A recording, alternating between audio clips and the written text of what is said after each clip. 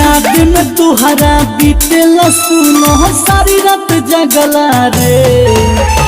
याद में तुहरा बीतेला सुनो सारी रात जगला रे। प्यार में तोरा पागल भइल बा सुन तोर पगला रे। प्यार में पगली पागल भइल बा सुन तोर पगला रे। बहाना जन्म के ले हमसे बदला रे। प्यार में तोरा पागल भइल बा सुन तोर पगला रे। प्यार में तोरा पागल भइल बा देख तोर पगला रे।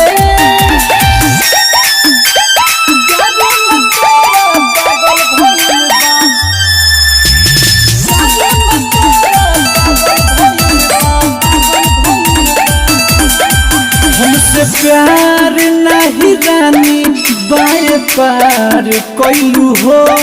हमारा जियो ते तू दोसा रह के हाथ धैलू हो। हमसे प्यार नहीं रानी बाए पार कैलू हो। हमारा जियो ते तू दोसा रह के हाथ धैलू हो।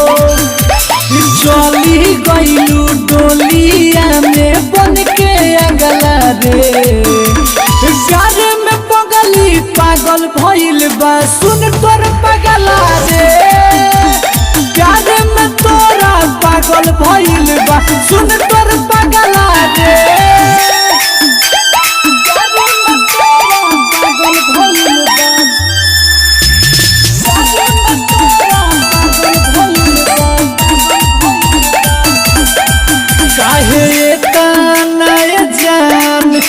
बदल गईलू हो और जीत के संगे बड़ी छल कैलू हो। काहे तनाए जान तू बदल गईलू हो और जीत के संगे तू छल कैलू हो। राइटर अमित कहेला सुनो भइलू भगला रे। प्यार में तोरा पागल भइल बा सुन तोरा पगला रे। प्यार में पगली पागल भइल बा सुन तोरा पगला रे। Recording studio रमघाटवा।